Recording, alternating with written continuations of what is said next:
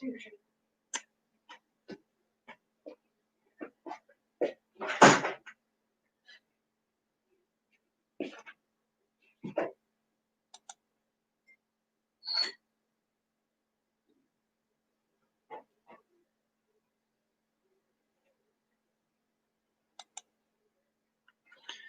akşamlar arkadaşlar. Yine bir salı günü Osmanlı Türkçesi Matbu Metinleri dersinde bir aradayız. Bugün yeni bir kitaba başlayacağız inşallah. Türk Çocuğu'nun Din Kitabı. 1928 yılında yine Milli Eğitim Müfredatı'na uygun olarak basılmış bir kitap. İnşallah iç kapağını okuyarak başlayalım.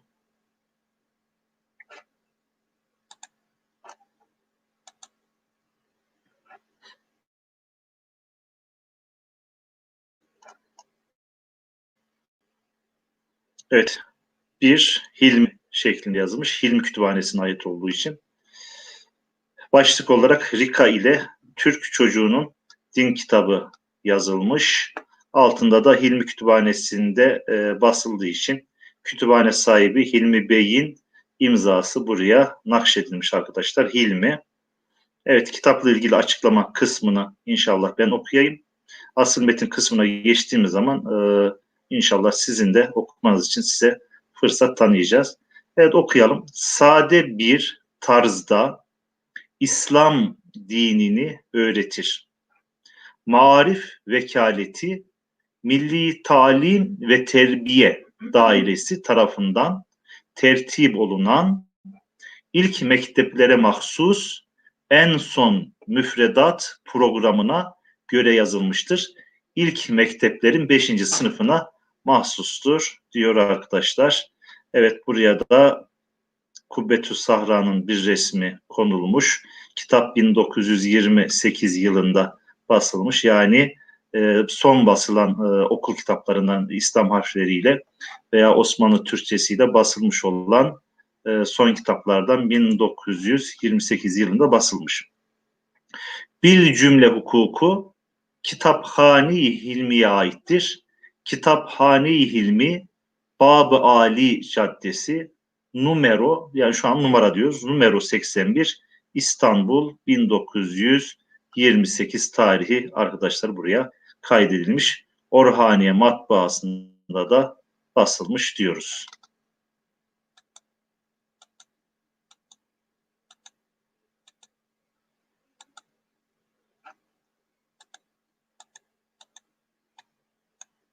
Evet, besmele var ve besmelenin meali arkadaşlar buraya yazılmış. Ha, bu arada ses noktasında, inşallah görüntü noktasında veya paylaşım noktasında herhalde hiçbir sorun yoktur diye düşünüyoruz.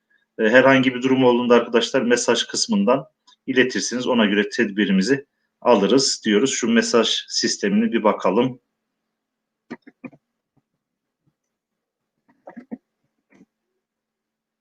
Evet, hayırlı akşamlar yazdık herhalde.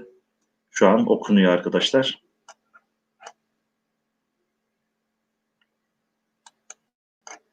Evet, Besmele-i Şerif'i yazdıktan sonra Besmele-i Şerif'in Türkçe meali buraya verilmiş. Esirgeyen, bağışlayan Tanrı adıyla. Evet, Müslümanlık başlığı var. 1. bölüm Müslümanlık, Rika hattıyla Müslümanlık yazılmış. Ve izah kısmı yine matbu nesihatla arkadaşlar kaydedilmiş. Şu Müslümanlık tanımı yapılıyor. Müslümanlık nedir?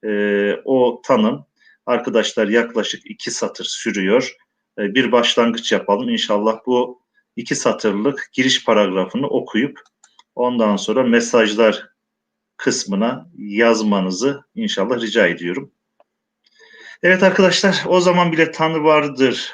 Evet, şöyle aslında Tanrı kelimesi kadim zamanlardan itibaren İslami dönemde de kullanılmış. Yani ona şöyle bakıyoruz. Hani nasıl ki aslında Allah'ın has ismi, ismi celali Allah'tır. Yani kesinlikle hiçbir isim Allah lafzının yerini tutamaz. Çünkü bizatihi Rabbimiz kendisini o isimle ne yapmıştır? Tavsif etmiştir. Fakat mesela Huda kelimesini Farsçadan almışız. Allah anlamında kullanmışız. Yezdan kelimesini almışız. Yani yine Farsçadan. Allah anlamında kullanmışız. İyizit kelimesini almışız. Allah anlamında kullanmışız.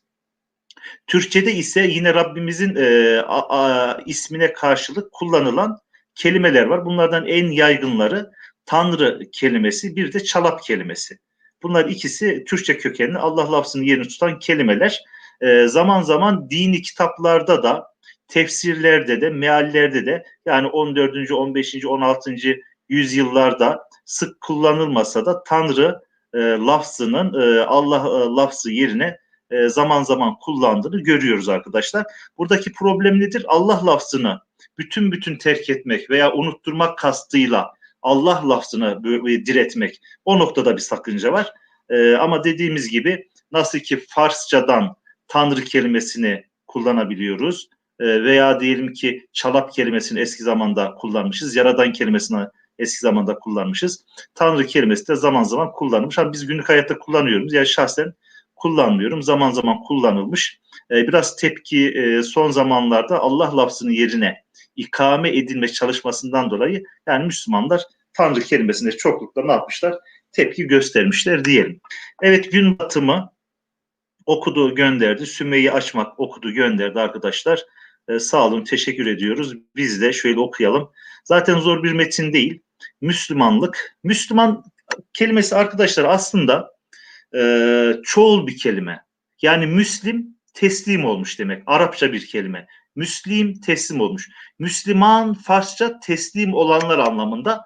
Fakat biz Müslüman kelimesini tekil olarak Farslardan almışız. Onlar çoğul olarak kullanırken biz onu tekil olarak kullanmışız. Hani evliya kelimesini tekil olarak kullanıyoruz. Onun gibi yani Müslüman kelimesi de aslında Müslim kelimesinin Farsçada çoğuludur. Fakat biz onu ne yapmışız? Günümüz Türkçesinde tekil olarak kullanmışız. Bazen böyle durumlar oluyor arkadaşlar.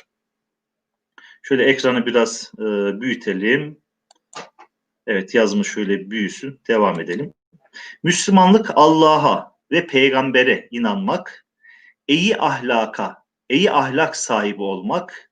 Eski metinlerde iyi kelimesi çoklukla iyi şeklinde yazılır ve o şekilde yazımı hala günümüze kadar devam etmektedir arkadaşlar. Orijinali eski dilde i ile başlamıyor kelime, e ile başlıyor. Eyi, eyü, hatta en eski şekli arkadaşlar edgü şeklindedir en eski metinlerde, ama günümüzde eyi şeklinde, daha sonra i şeklinde bir gelişim göstermiştir. Allah'ın ve peygamberin yap dediklerini yapmak, yapma dediklerini yapmamak. Kısaca Müslümanlık budur. Yani Müslümanlığı burada bir tanımı yapılmış arkadaşlar. Dediğimiz gibi Müslim teslim olmuş manasına ismi fail.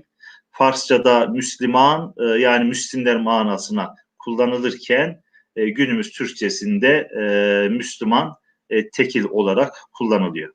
Evet, ikinci paragrafı arkadaşlar inşallah. Evet, Ali Yalçın hatta Hamit yazmış herhalde diyor, ama orada ben biraz önce Besmele'nin altında Hamit ismini değil de Hilmi ismini gördüm. Bizatihi kitaphanenin veya kütüphanenin yani yayın evi olarak kitaphane deniliyor. Yayın evinin sahibi büyük ihtimalle Hilmi Bey tarafından yazılmış gibi algıladım. 1927'de hatta Hamit hayatta mı? Hayatta, genç tabii. Olabilir mi? Bakmak lazım, ama ben Besmele'nin altında Hamit ismini değil, sanki Hilmi ismini okuduğum o şekilde hatırlıyorum arkadaşlar. Evet, ikinci paragraftan devam ediyoruz. Bu yalnız kendi nefsimize ait olan Müslümanlıktır. Fakat bir de Müslümanlığın bütün dünyaya, bütün insanlara şamil öyle büyüklükleri, güzellikleri, faydaları vardır ki işte bu kitap İslam dininin İslamlar için ne büyük bir nimet olduğunu, Peygamberimizin İslamlara ve insaniyete ne büyük hizmetler yaptığını gösterecektir. Yani hazırlanan bu kitabı kastediyor. Yani bu kitap Peygamberimiz Aleyhisselatü Vesselam'ın insanlığa yapmış olduğu büyük neyi gösterecektir? Hizmeti gösterecektir diyor. Yine bu kitapta, yani bu yazılan Türk Çocuğunun Din Kitabı adlı kitapta Kur'an-ı Kerim'den seçilmiş öyle güzel ayetler okuyacaksınız ki İslam dininin büyüklüğüne, peygamberin faziletlerine hayran olup kalacaksınız. Evet, birisinin bir sözü var arkadaşlar. Yani bu paragraf okuyunca aklıma geldi. Biz diyor İslam içindeyiz, İslam dairesi içindeyiz. Yani Müslümanız elhamdülillah. Fakat biz İslam dairesinin içindeyiz. Fakat İslam bizim ne kadar içimizde? Gerçekten güzel bir söz. Yani biz İslam dairesi içindeyiz fakat İslam bizim ne kadar içimizde, biz ne kadar Müslümanız, ne kadar İslam'a teslim olmuşuz, ne kadar Rabbimizin emrine ve buyruklarına, Peygamberimiz Aleyhisselatü Vesselam'ın sünnetine teslim olmuşuz. O noktada kendimizi sorgulamamız lazım. Evet, dediğimiz gibi bu kitap yine çocuklara dönük hazırlanmış bir kitap. Çocuklara dönük hazırlanmış bir kitap, dili sade. 2 hafta önce okumuş olduğumuz yine çocuklara dönük bir kitap vardı. Dil gerçekten ciddi manada ağırdı. Fakat Osmanlı'nın son zamanında hazırlandığı için dil ağırdı. Bu Cumhuriyet'in ilk yıllarında hazırlandığı için ve Cumhuriyet'in ilk yıllarında 1911'den itibaren ciddi manada dilde sadeleşme hareketi başladığından dolayı bu kitabın dili 2 hafta önce okumuş olduğumuz kitaba göre daha sadedir arkadaşlar. Evet arkadaşlar, şimdi çocuklar diye başlayan 2 satırlık bir paragrafımız var. İnşallah bu satırı sizin yazmanızı istiyorum. Yani elbette yazarsınız, okursunuz. Fakat bütün ben okumayayım. Karşılıklı bir etkileşim olsun tarzında bazen sizin okumanızı istiyorum. Zaten biliyorsunuz önceki derslerden de bazen de ben okuyorum. Bu 2 satırlık paragrafı yazmanızı arkadaşlar rica ediyorum. Buyurun.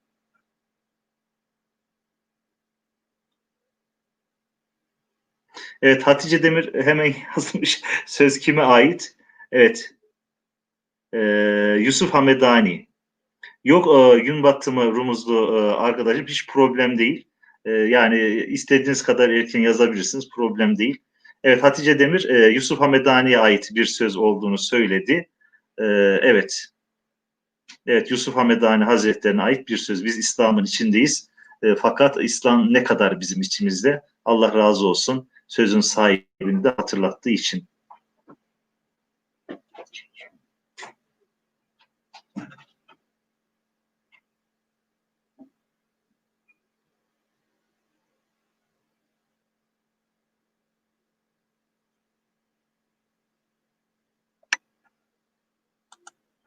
Evet, okudunuz, problem yok. Çocuklar, biliniz ki Allah nazarında bir din vardır, o da İslam'dır. İslam dini Müslümanlar için en büyük bir nimettir. Ha, burada yazımda şu anki bizim Osmanlıca imla kurallarına uymayan bazı yazımlar olabiliyor. Mesela İslam'dır derken mimden sonra dalı birleştirmemiz lazım arkadaşlar. Veya bir nimettir derken t'den sonra d'yi birleştirmemiz icap ediyor. Yani bazen dizgi hatası olabiliyor. Bazen de kitabı dizayn eden kitap evinin veya dizgicinin kendi tercihi de olabiliyor arkadaşlar. Yani bu dersimiz şöyle düşünelim. Yani Osmanlı'nın son zamanında, yani bu metinler çok zor metinler değil ama Osmanlı'nın son zamanında gerçekten ciddi manada matbuat aleminde bir hareket var. Yani binlerce kitap arkadaşlar basılmış. Binlerce kitap. Yani her gün birkaç tane kitap basılıyor. Yani her tarafa yayılıyor. Yani İstanbul'da basılan bir gazete ve dergi bir hafta içinde alemi İslam'ın her tarafına gidiyor. Yani İstanbul'da basılan bir gazete, dergi Kırım'a ulaşıyor. Arkadaşlar Kazakistan'a ulaşıyor, Özbekistan'a ulaşıyor, Uygurların yaşadığı bölgeye ulaşıyor, İran'da yaşayan Türklerin eline ulaşıyor. Gerçekten İstanbul o zaman ciddi bir kültür ve medeniyet şehri ve gazete ve dergilerin de tirajları arkadaşlar ciddi tirajlar. Yani şöyle diyelim 100 binleri geçiyor. Yani o zamanın e, nüfus sayısına göre, o zamanın diyelim ki okuma yazma oranına göre gerçekten ciddi sayılara ulaşan ne var? Tirajları var hem gazetenin hem dergilerin arkadaşlar. Yani o zaman yazılmış olan kitapları biraz tanıyalım. Yani çok güzel kitaplar var. Deyince şu an aklıma bir kitap geldi. Böyle bir ansiklopedik bir kitap. Seçme eserlerin, yazarların, şairlerin bulunduğu bir kitap. İnşallah önümüzdeki hafta oradan bir okuma yapmak aklıma geldi. Ziya Paşa'nın hatıralarından bir hatırayı inşallah önümüzdeki hafta beraber okuyalım diye düşünüyorum. Onu da kaydedelim. Evet, devam ediyoruz arkadaşlar. Evet, bu kısa paragrafı okuduk. Bize diye başlayan paragrafı ben okuyayım. Bize Allah'ı tanıtan ve sevdiren, mesela sevdiren derken biz arkadaşlar hecesini H'siz yazıyoruz. Yani bizim tercih ettiğimiz imlada birinci hecede, özellikle kapalı hece ise aradaki E'leri yazmama temayülü Osmanlı son zamanda yaygın. Fakat bazıları bu şekilde birinci hecede kapalı hece bile olsa aradaki E'yi ne yapmışlar? Yazmışlar. Biz direkt sin ve vavla yazıyoruz. Bize Allah'ı tanıtan ve sevdiren, kalplerimize ana ve baba muhabbeti sokan, kalplerimize ana ve baba muhabbeti sokan. Arkadaşlar, bu arada size bir soru soracağım. Kalp kelimesinin tercih edilme sebebi, niçin kalp deniliyor? Yani bir maddi kalbimiz var, iki manevi kalbimiz var. Manevi kalbimize kalp denilmesinin sebebi nedir?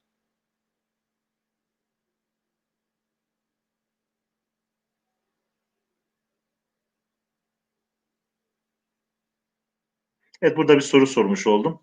Yani kalp kelimesi, mesela Fuat kelimesi de kalp anlamına geliyor. Sadır kelimesi de kalp anlamına geliyor.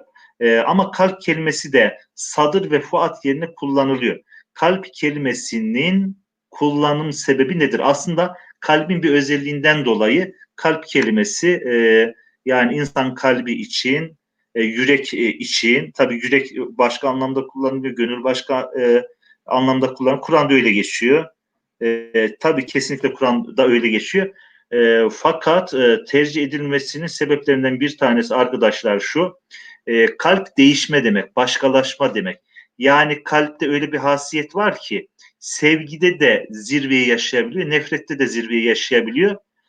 Bir gün önce sevdiğini, bir an önce sevdiğini veya nefret ettiğini bir süre sonra tam tersiyle değerlendirebiliyor. Yani bir gün önce sevdiğine bir gün sonra nefret edebiliyor. Aynen öyle. Ali Bilgin hocam yazmış.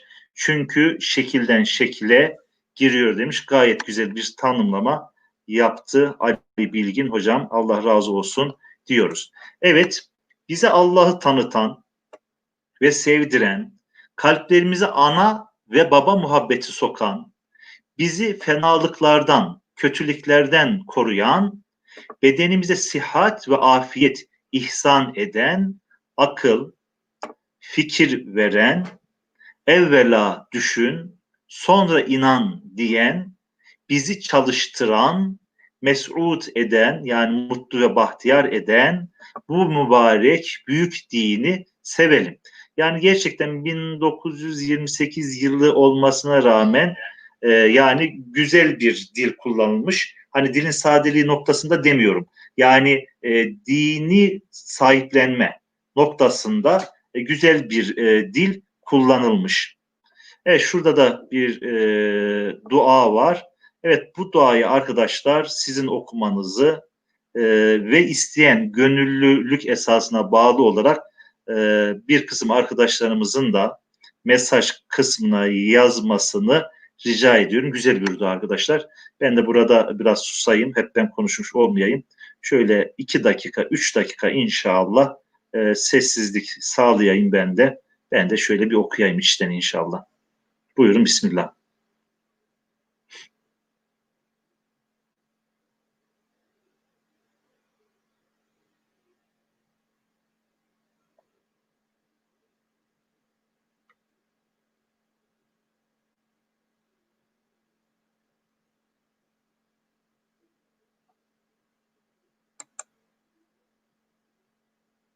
Evet, metin gerçekten Yeşim Hanım gayet sade. Yani şöyle 1928'de zaten dilde sadeleşme hareketi başlamış. Mümkün olduğu kadar böyle ağır kelimelerden insanlar kaçınmışlar. Matbuat lisanında da tamlamalardan mümkün olduğu kadar kaçınmışlar. Bir de çocuklara dönük yazıldığı için dil biraz daha sade olmuş.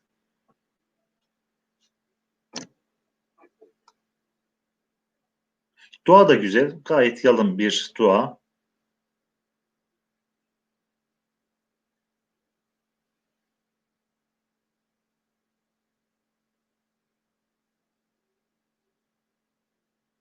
Evet, Aykut Bey, birinci kelime Ya Rab. Evet, bazen böyle klavyeden kaynaklanan sıkıntılar oluyor.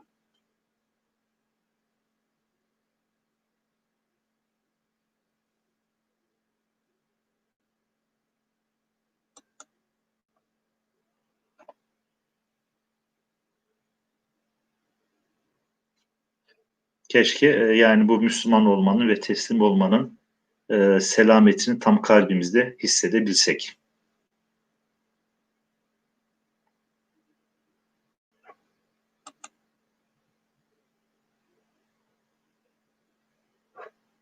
Evet, bir dakika daha inşallah okuyalım. Ondan sonra beraber kırt edelim.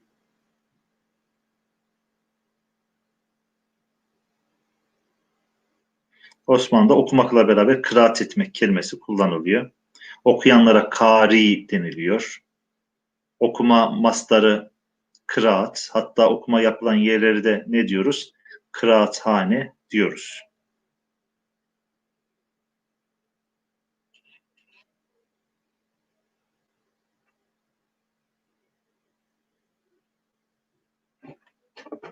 Evet, okunmuştur arkadaşlar. Dediğimiz gibi dil son derece yalın. Yeşim Hanım da zaten yalınlığını ifade etmişti. Evet, beraber okuyalım inşallah. Ya Rab, sana bin defa şükür. Bizi Müslüman yarattın. Bize Kur'an ihsan ettin.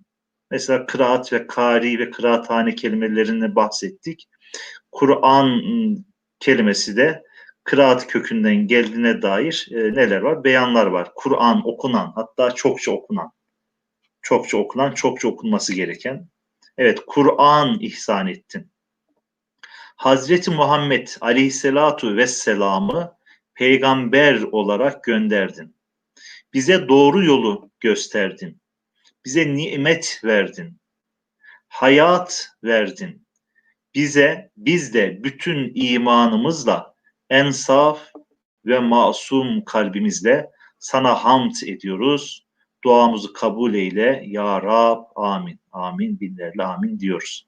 Evet arkadaşlar, yeni bir başlık Rika ile yazılmış. Bu Rika başlığı inşallah okuyup kısmına yazmanızı rica ediyoruz.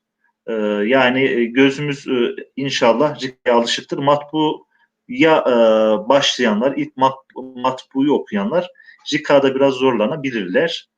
Fakat ilk Rika'dan başlayanlar da tam tersi matbu harflerde biraz zorlanabiliyorlar. O ilk hangi harfi okuduğuna, hangi harfi talim ettiğine bağlı olarak değişiyor. Mesela birisi diyelim ki ilk şeyden başlasa, talik harflerden başlasa, talik harfler hani gerçekten matbuya göre değerlendirirsek biraz daha zor gibi düşünülebilir. Talikatla başlayanlar okumaya, kıraat etmeye diğer hatlarda zorlanabilirler. Veya divanla başladı, divani hatla başladı. Onu son derece seri okur fakat matbuya geldiği zaman zorlanabilir. O biraz hangi hattı ilk öğrendiğiyle alakalı olarak değişiyor arkadaşlar. Evet, Ali Bilgin çevirdi. Teşekkür ediyoruz. Merve Nur Hanım çevirdi. İhsan Çağrıdüz çevirdi. Hatice Demir çevirdi. Evet, çeviren ve okuyan bütün arkadaşlara teşekkür ediyoruz. Evet, başlığı da, Rika olan başlığı da okuyanlar var. Evet, İslam dini her şeyden yüksektir. Tabi vahiyden yüksek midir değil midir onu tartışabiliriz ama yani neticede burada kastedileni şöyle anlayalım. Allah'ın hitabına, Allah'ın kitabına mazhar olmak için gerekli nedir? Bir numaralı vasıf akıl sahibi olmaktır. O yönüyle düşündüğümüz zaman kesinlikle bir sıkıntı yok. zaten insanı da diğer mahlukattan üstün tutan, diğer mahlukattan üstün olan özelliklerin başında da insanın akıl sahibi, insanın ona bağlı olarak irade sahibi olmasıyla alakalı diyoruz arkadaşlar. İslam dininde akıl her şeyden yüksektir. Evet, birinci paragraf arkadaşlar ben okuyorum. İslam dini akıl ve fikir dinidir. Akıl, Allah'ın insanlara düşünmek ve anlamak için ihsan ettiği en büyük bir hassedir. Yani bir özelliktir. İslam dininin temel taşı olan Allah'ın, şurada lamlar biraz silinmiş, 2 tane lam var. Allah'ın birliğinde ancak akıl güvenilir. Yanlış mı okudum yoksa cümle tam oturmadı gibi. İslam dininin temel taşı olan Allah'ın birliğinde ancak akla güvenilir. Tamam, oldu cümle. İslam dini birçok ayet kerimeler ile insanları düşünüp taşınmaya, dünyaya akıl erdirmeye davet eder. Evet, bazı rakamlar veriliyor. 700 yerde insanlar niye çağrılıyor? Düşünmeye, tefekkür etmeye. Efela yağilun, efela yetezekkerun, efela yetedebberun gibi ayet-i kerimelerle insanlar tefekkür etmeye ve düşünmeye çağrılıyor arkadaşlar. Evet, şurada bir ayetin meali verilmiş arkadaşlar. Evet, ben şu başlık kısmını okuyorum, baş kısmını. Araf suresinin 185. ayetinde evet Rabbimiz mealen ne buyuruyor? Arkadaşlar orayı okuyoruz ve mesaj kısmına inşallah yazıyoruz. Buyurun bismillah diyelim.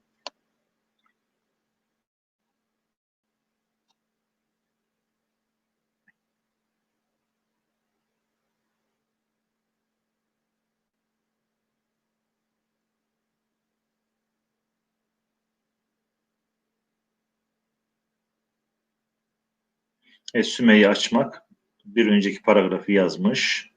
Diğer arkadaşlarımız da birinci cümlesini yazmış. Güzel. Allah razı olsun.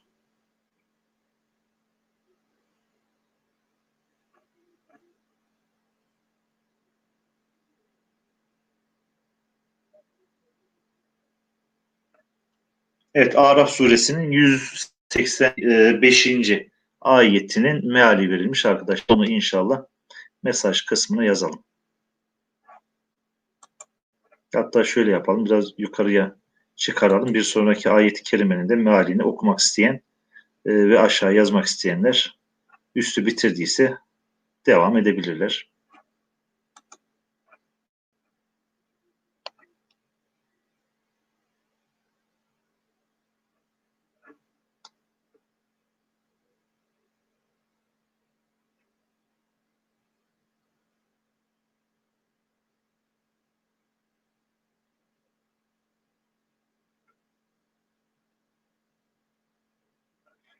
Evet arkadaşlar, mesaj kısmında bekliyorum inşallah.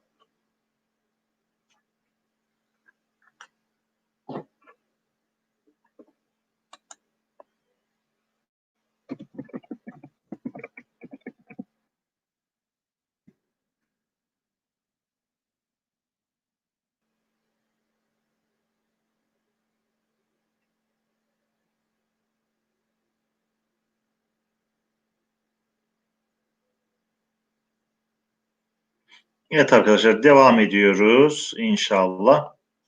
Bakalım, göklerin, yerin sahibi azimine, burada tamlama yapacağız. Göklerin virgül yerin sahibi azimine, hasılı, kısacası Allah'ın yarattığı şeylerin hepsine ve ecellerinin yaklaşabilmesine ibret gözüyle bakmıyorlar mı? Yani yine burada ibret nazarıyla bakmak, düşünmek, tefekkür etmek noktasında insanların dikkati çekiliyor. Evet, bir sonraki ayet-i kerime Yunus suresinin 10. ayetinde yine Rabbimiz buyuruyor, insanları tefekküre, düşünmeye, ibret almaya, nazar etmeye davet ediyor. Evet, onu da inşallah mesaj kısmına yazalım. Evet, hocam hızlısınız, telefondan hızlı yazamıyoruz demiş. İnşallah biraz kendimi tutmaya çalışayım. E, O şekilde inşallah.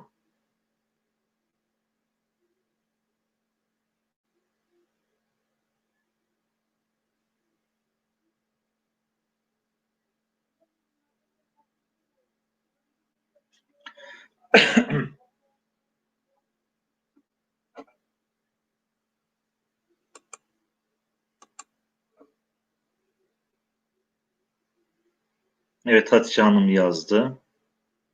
Sümeyye Hanım yazdı. Hatta ikinci ayet-i kerime Yunus suresinin 10. ayetinin mealini yazmış. Tamam.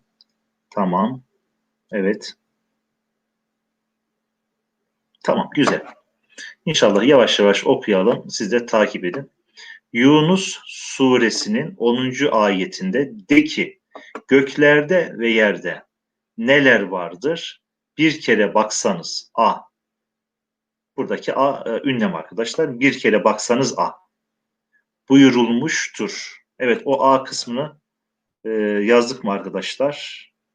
Bakalım çevirilerde. Ha, bir kere baksanız A. Orada bir ünlem var. Bir kere baksanız ya gibi. Yani şu an A'yı biz öyle sonda çok kullanmıyoruz. Bazen şaşırma anında A uzun A diye kullandığımız ünlem o. Bir kere baksanız A. Ya gibi düşünün günümüz Türkçesinde arkadaşlar. Evet, devam ediyoruz arkadaşlar. İnşallah yazmayın, takip edin. Çünkü yazma biraz daha zahmetli oluyor. Bazı arkadaşlar da telefondan yazıyor. O da biraz daha herhalde zor ve zahmetli oluyor. İnşallah şu paragrafı okuyorum. Biz Yaradanımızı akıl ile bulacağız. Birliğini akıl ile bileceğiz. Allah'ın büyüklüğünü, kudretini hep akıl ile öğreneceğiz. Peygamberimiz Efendimizin getirdiği dinin büyüklüğünü, yüksekliğini, güzelliğini bize öğretecek ancak akıldır. Tanrımız bize düşünmek, düşündüğümüzü anlamak için akıl vermiştir. Diyoruz. Evet arkadaşlar, şöyle 2 tane paragraf var. 2 paragrafımızda İslam kelimesiyle başlıyor. Arkadaşlar 2 paragrafı da inşallah okuyalım ve okumuş olduğumuz İslam ile başlayan bu 2 paragraftan birini inşallah mesaj kısmına yazalım. 2 paragrafı da okuyoruz fakat bir tanesini ne yapıyoruz arkadaşlar? Mesaj kısmına yazıyoruz. Haydi bismillah diyoruz.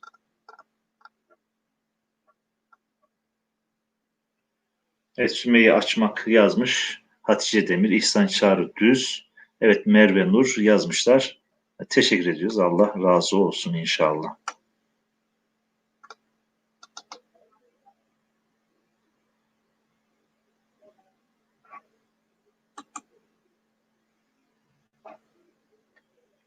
Arkadaşlar bu kitaplar link olarak sayfamızda yükleniyor. Kitapları sayfamızdan, Osmanlıca Dergi sayfasından size verilen linklerden indirebilirsiniz. Yani daha önceki kitaplar şu an linkleri orada mı değil mi bilmiyorum. Bakmak lazım ama yani son gün de olsa pazartesi veya salı gündüz de olsa veya hafta sonu da olsa bu kitaplar yükleniyor. Yüklendiği zaman bu kitaplar veya diğer derslerin dokümanlarını inşallah YouTube sayfamızdan indirebilirsiniz arkadaşlar.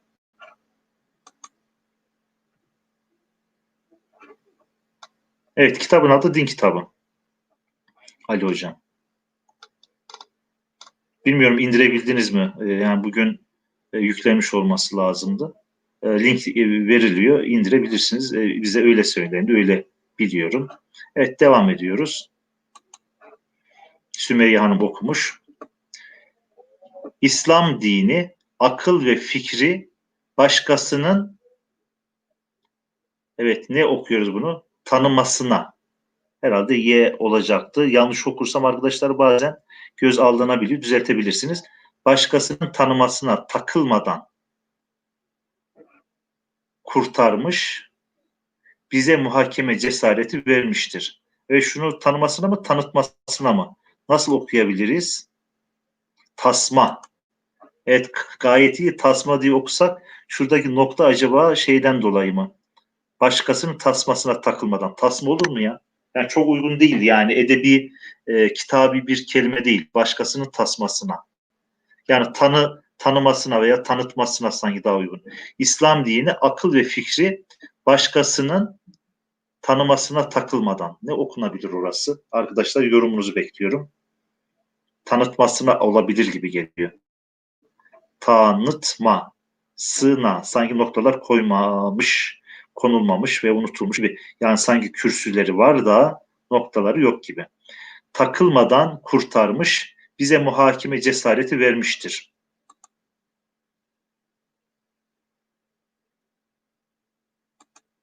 Evet, ikinci cümleye geçelim. Yani şurada çok emin olmadım ama sanki tasma olmaması lazım diye düşünüyorum. Şurada tanıtmasına takılmadan, başkasının tasmasına desek, yani bilmiyorum, biraz kitabi bir kelime olmuyor. O şekilde geçelim. Hata yapılmış olabilir, noktalar konmamış olabilir. İslam dini insanların işine, menfaatine yarayan ilim. Bu alem diye dokunur arkadaşlar. Fakat buradaki ilim alem olarak okunduğu zaman alem sancak, bu bayrak, sembol anlamına geliyor. Mesela Alemdar Mustafa Paşa diyoruz.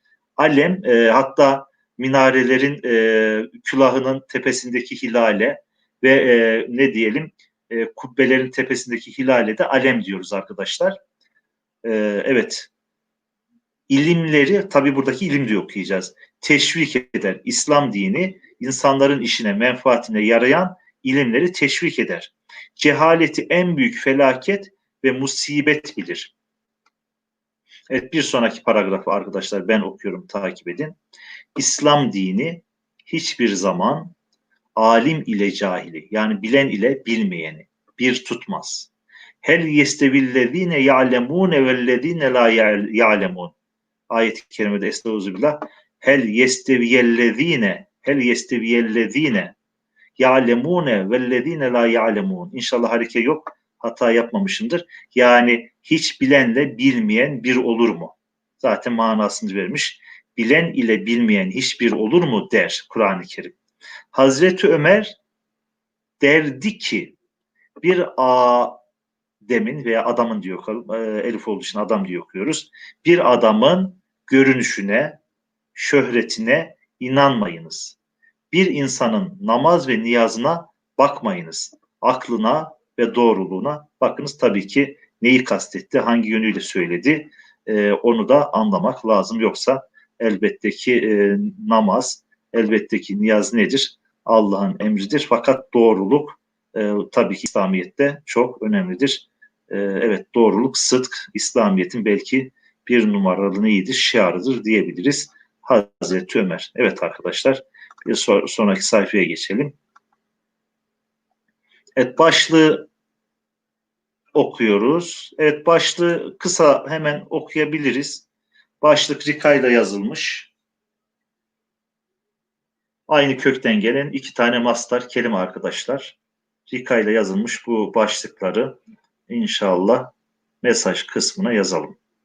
Ama işte mesaj kısmında sizin yazmanız ile benim bilgisayara düşmesi arasında bazen baya bir zaman farkı olabiliyor.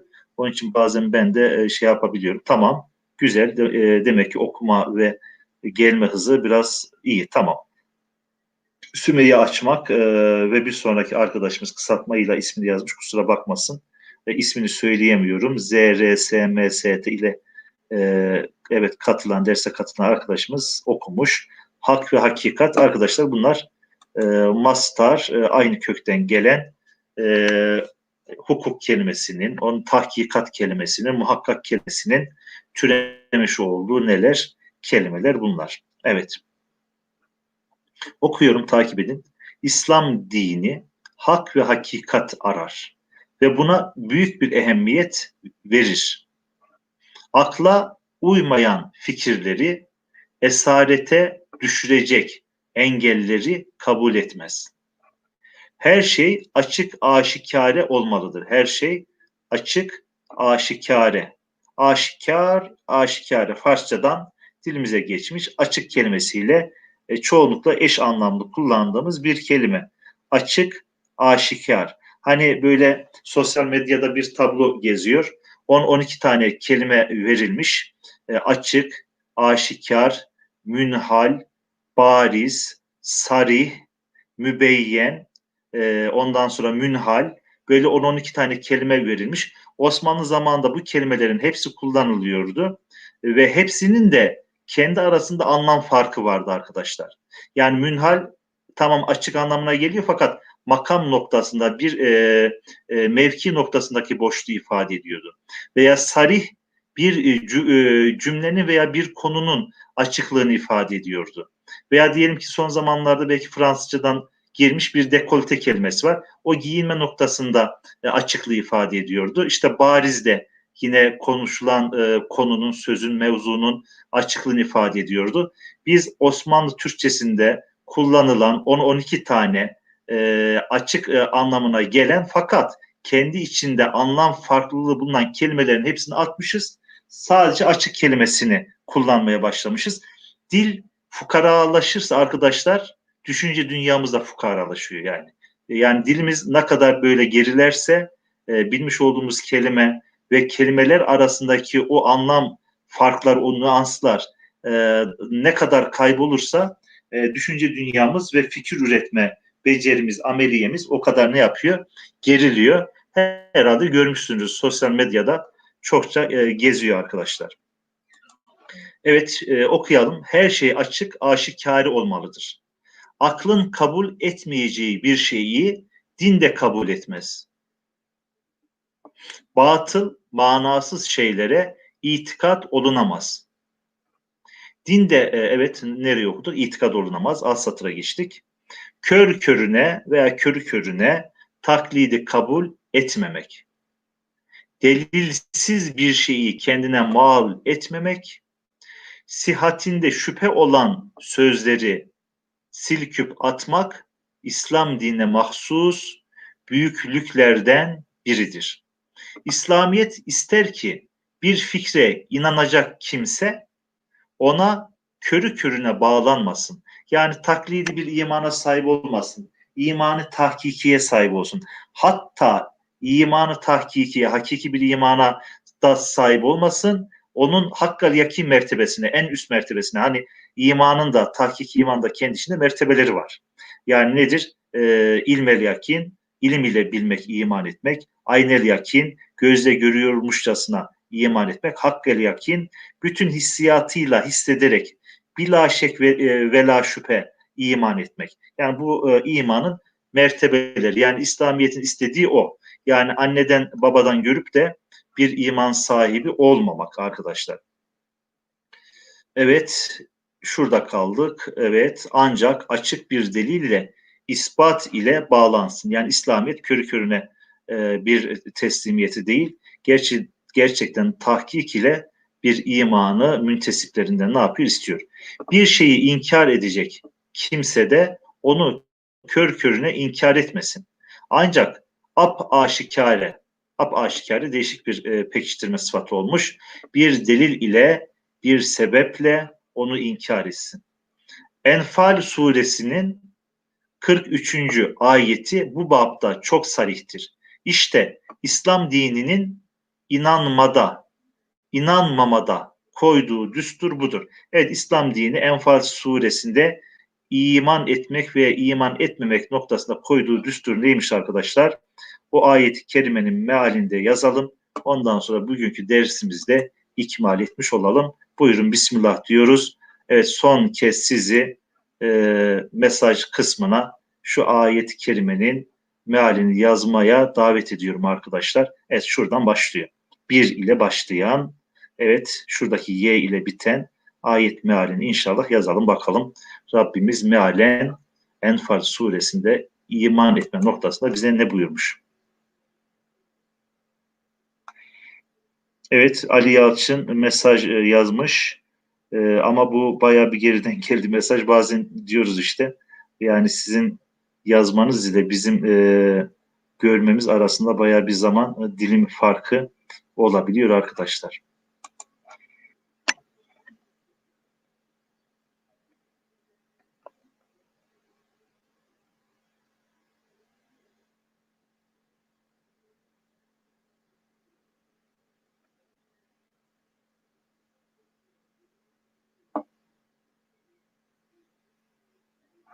Evet, burada direkt evet Ali Yalçın alim olacak derken ayın, lam ve mim o kelimeden bahsediyorsanız o ilim. Alim yani aynı şeyden bahsediyorsak alim ayından sonra elif ismi fail olması için fail kalıbında F harfine tekabül eden harften sonra bir elif gelmesi icap ediyor.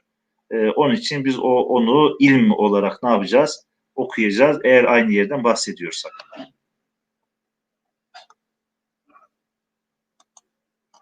Evet, şurada ayet-i kerimeden ziyade o ayet-i kerimeden çıkarılacak bir düstur olarak algıladım okuduktan sonra arkadaşlar. Evet, okuyorum. Yani direkt ayet meali değil, ayet mealinden çıkarılan bir düstur olarak. Bir şey vardır veya şöyledir. İşte delili. Bir şey yoktur veya böyledir. İşte delili. Ayet meali değil. O Enfal suresindeki bir ayet-i kerimeden, hangi ayet-i kerimeden? 42 miydi, 43 mü bakalım. 43. ayet-i kerimeden çıkarılan bir düsturmuş arkadaşlar. Biraz önce ayetin meali dedik. Yanlış söylemişiz. Okuduktan sonra fark ettik. Bir şey vardır veya şöyledir. İşte delili. Bir şey yoktur veya böyledir. İşte delili. Denecek delilsiz hiçbir şey İslam dini sahasına giremeyecek. Anladınız mı arkadaşlar? Evet arkadaşlar, bugün de inşallah dersin sonuna geldik. Bir sonraki derste görüşmek üzere inşallah. Allah'a emanet olun diyoruz. Önümüzdeki hafta yine yepyeni bir kitap ile, yepyeni okuma parçaları ile buluşmak üzere. Allah'a emanet olun. Esselamu Aleyküm ve Rahmetullahi ve Berekatuhu.